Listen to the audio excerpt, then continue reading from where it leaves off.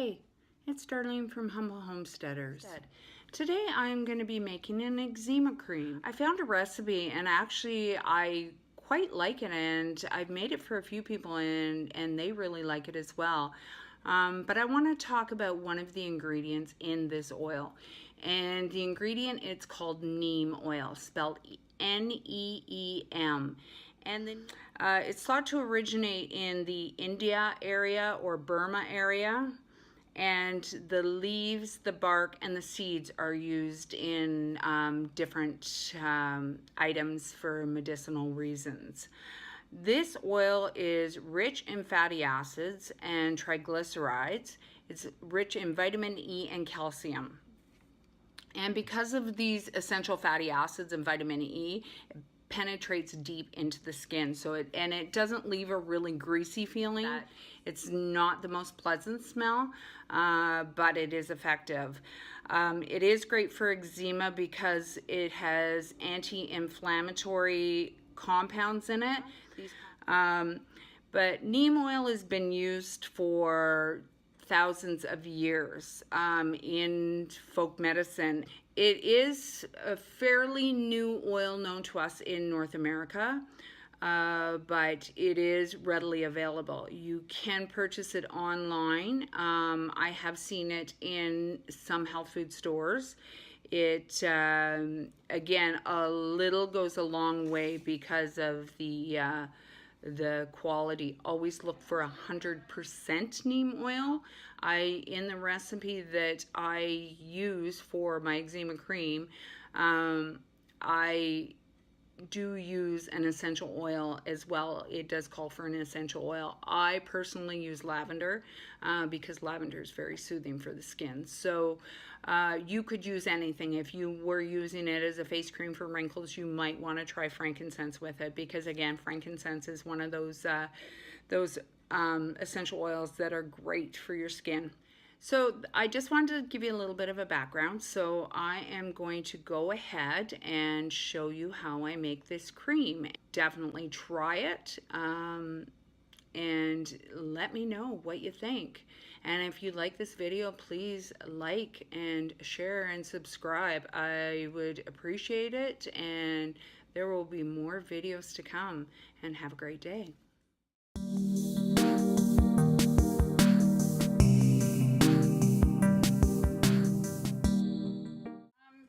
Today I just want to do a short video on how to make an eczema cream. Gonna start out, I've started measuring out some of my ingredients.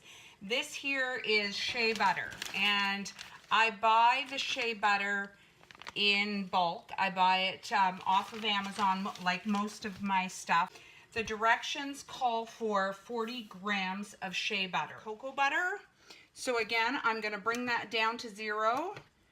My weight, my scale, and I've got 30 grams of cocoa butter.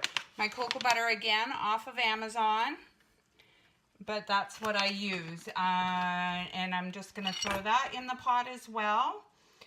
Now, the original recipe called for castor oil, 20 grams of castor oil, but you have to get it at the drugstore. It's not always that easy to find, and in your local stores, depending on where you are. But I always keep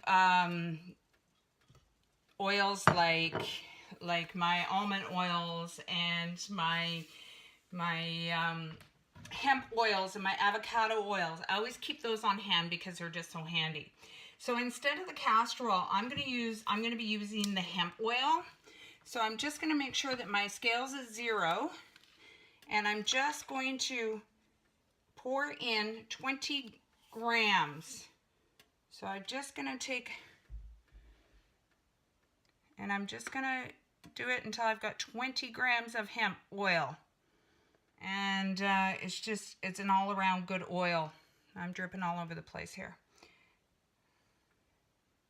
So 20 grams, that should be close enough, of the hemp oil versus the castor oil. If you prefer to use castor oil, go right ahead and use the castor oil. I'm just going to wipe my scale off here.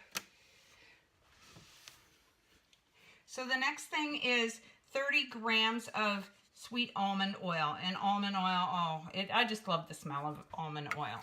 So I'm just gonna put my thing, make sure it's back at 0, and we're gonna do the almond oil.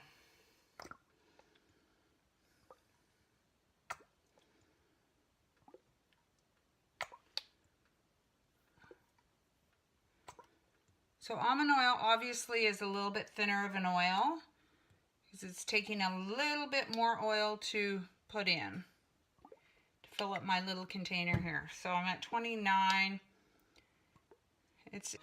So what we want to do is we want to melt these oils over a double boiler. Okay, so we're just going to stir them around so that your shea butter and your cocoa butter get melted. And I've had a lot of people use this. I originally started making this because when my granddaughter was younger, she had eczema, and I've always wanted a more natural way to do it. I don't know, I'm gonna move the scale out of the way for now so that you can see the consistency of my oils, that it's melting. I don't want to put too much, but yeah, so we're just a few more lumps left.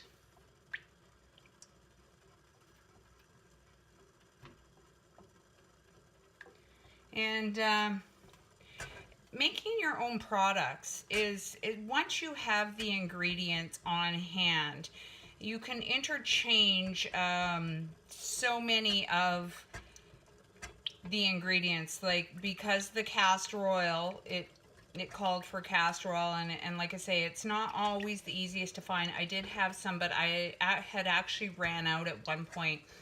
So I just gone on to Google and I was like, what can replace castor oil? Well, you can use avocado oil, you can use hemp oil, you can use almond oil.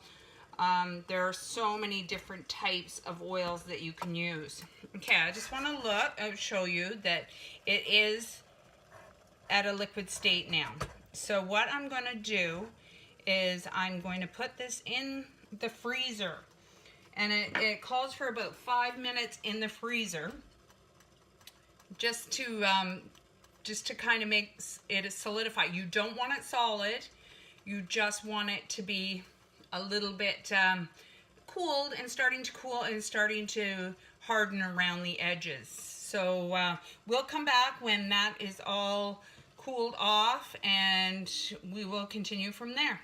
Hi, I'm back.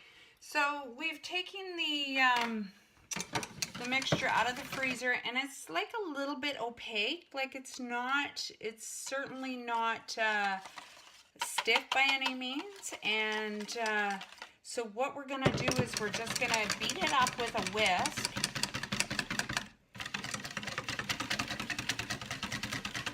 We just want to make all that oil start to really bring it together. And again, I'm gonna try and show you the best I can with what I have.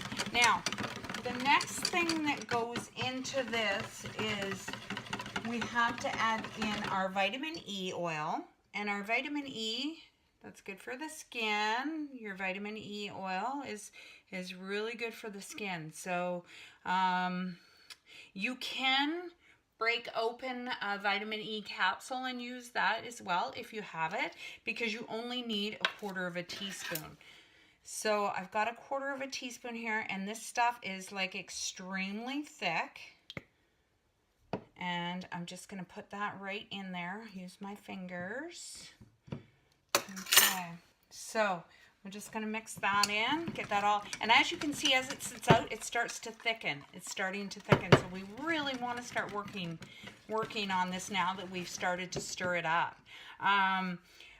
This is neem oil, okay? I've measured it out 3 grams, and I'm just going to show you a bottle. I keep it in a plastic bag because it has it's not the most pleasant smell of it, but once you've got your essential oils in it, now I'm starting to really emulsify, like it's starting to really stiffen up, so I want to get my ingredients in it. So to cover the smell of the neem oil, we're going to use an essential oil.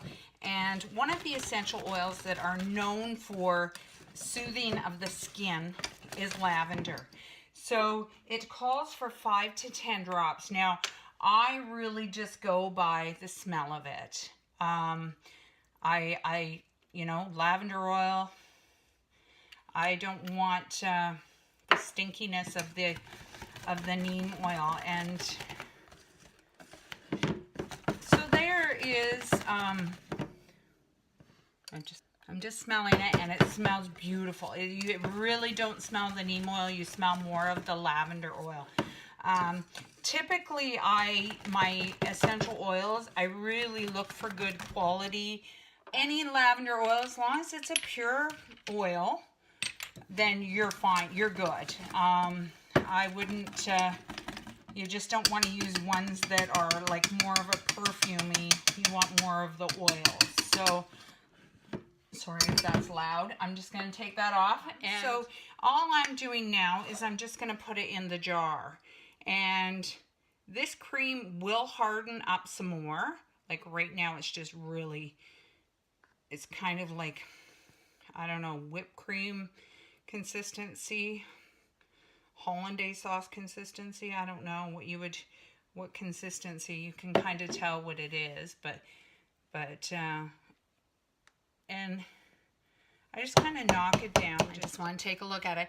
Now, normally it has a little more yellow look to it. This kind of almost has a light avocado-y color, and that's because I used the hemp oil in it. If I would have used the castor oil, it would have been more of a light yellow. But either way, your castor oil or your hemp oil are both beneficial oils, so it really doesn't matter what oil you use in it. They're both a natural oil, and they're going to work for you. So again, if you would like the recipe, I will post the actual amounts in the comments below, or in the description below, sorry. It's very important that you weigh out your ingredients. Just remember to zero out your scale when you put on the item, your plate or whatever. Just make sure you zero out or tear. That's what it's, the Z/T on the Starfit scale means 0/tear. Just make sure you do that before you put your ingredients, so that you are actually getting the right amount of ingredient. But so there you go, the eczema cream, and I hope you have a great day.